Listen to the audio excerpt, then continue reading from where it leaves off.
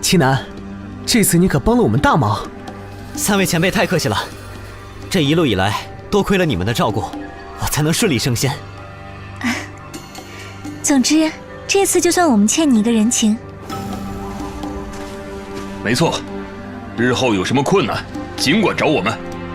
那我们就先进入至尊洞府深处了，你们两人最好在中部活动。秦南大哥，我们现在就去中部吧。你自己去吧，我要去深处一趟。什么？那我陪你一起去。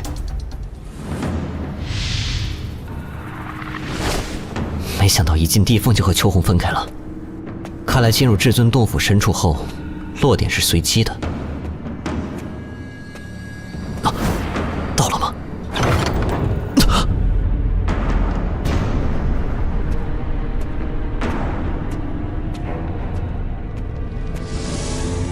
秦南，你终于来了。这一天，我等了太久太久。你这话是什么意思？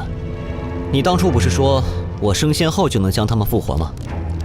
重塑他们灵魂的方法，其实一直都在我的手上。你若想要的话，就拿你识海中的紫水晶来换。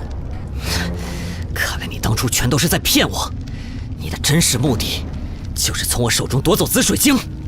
这次升仙之后，想必你也察觉到了，自己的来历并不简单。你识海中的紫水晶是你上一世留下的东西，你若将其炼化，便能再度崛起，横扫9天仙域也不在话下。但是那2个女人就会彻底死去，再也没有复活的机会了。不过，你要是把紫水晶给我，就能知道救他们的方法。哼，你会选哪一个呢？不必多说，我愿意用紫水晶换取复活他们的方法。但你给我记住，这一次，你若胆敢再欺瞒于我，我一定会与你不死不休。哈哈哈哈哈！可笑，为了2个微不足道的女人，你竟然不惜交出如此珍贵的东西。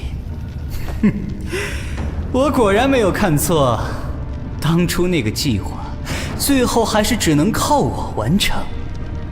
战神那个家伙，居然还把你称为无主，我几次3番劝他，他还敢跟我翻脸。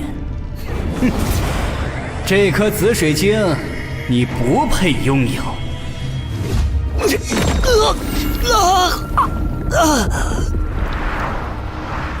很好，也不知道战神那家伙把无主穷途给藏到哪里去了。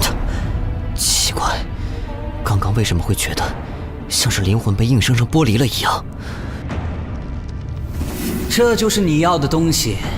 玉简里提到的祭坛，就是我身下的这座祭坛。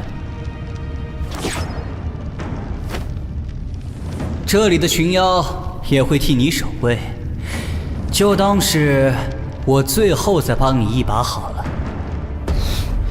太好了，老四那小子拼着生死道消为你化解了一个重大的危机，你可要好好活着，不要辜负了他。等到那个计划成功的时候，我就会让你看看真正的仙域风情。老四，那个计划又是什么？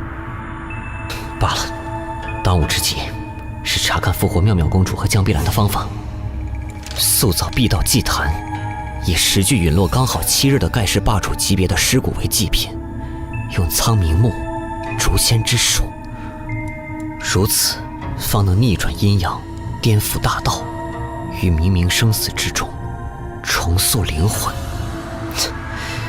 也不知道是真是假，还是先传给飞跃女帝过目一下好了。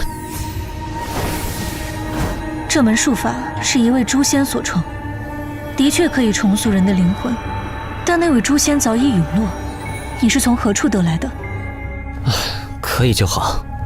这门术法是我以识海之中的紫水晶与人交换的。那紫水晶虽然是由你前世的记忆碎片凝结而成，但这毕竟是世间唯一一门可以重塑灵魂的术法，不亏。所谓的诛仙，到底是什么？所谓诛仙，乃是指10万年前，整个大上界所有仙人中修为最强大的10人，战神排名第5，上次杀你的灰袍人第9，而这兽皮画卷想必也是其中之一。根据我的猜测，你的前世很有可能是诛仙第1人或者第2人。原来如此。对了，重塑灵魂需要许多天材地宝，但我如今不便外出寻找，能否请您帮我把东西弄来？其余天材地宝我会让长啸为你找来，但诛仙之术、至尊心果、8眼阴阳花都要靠你自己去第4小仙域内找。哦，这3种灵药有什么特别之处吗？我曾发过仙魔道誓，6000年内绝不踏入第4小仙域半步。这样啊。